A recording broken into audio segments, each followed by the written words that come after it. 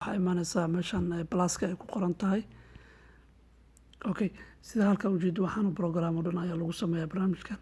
Marka anaga hadda waxaan quseeyo programka waa kan waa video. Marka shaashada cabirkeedana waa 1920 times 1080. Marka kan ayaan hadda aan ku dhufanayna. Okay, waxaan noo soo furmay shaashadii. Marka waxaan tagnaa halkan. Okay, marka waxaan rabnaa in halkan soo gelino studio background-ka. Marka waa inaan tago image-ka. Okay, sida halka ugu jeedaan studio background-ka waa kana. Okay, marka halkaa timaado waxaa sameynaysaa geesaha afarta gees midna ma taabanaysid, laakiin geeskan oo keliya ayaad waxaa sameynaysaa waa soo jiidaysaa ilaa halkaasaa keenaysaa. Okay, geeska kalena sidoo kale si lamid ah. Okay, laakiin haddii aad dhinacyada maaragta aad ka jiido waxaa lumaya maaheede cabirka oo shaashada. Marka sidaas ayaa sameynaysaa. Okay, markaan halkaan nimaano calaamadda sax ayaa saaraynaa.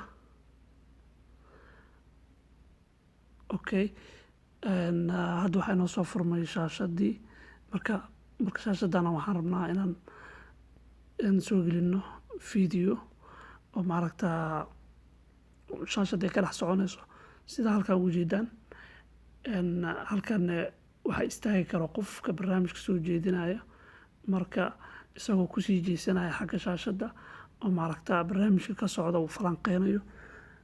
Laakiin hadda ma ku soo dari doono barnaamijkan kaasi mowduuc kala gooni ayuu noqon doonaa. Marka isagana waa hawl kala gooni ah. Laakiin hadda waxaan soo gudbinaa insha Allah sidii background-kan aan muuqaalka soo dhigi lahaa halkan. Marka waxaan u baahanahay oo kale inaan haddana maaragta videogii aan raadino oo shaashada aan soo dhigi lahayn. Okay, waxaan imaanaynaa qaybta videoga. Okay, sida ujeedaanba hawsha waan dhameynay. Waa kaasa muuqaalkiisa qurux badan ayuu ku soo baxay video studio background.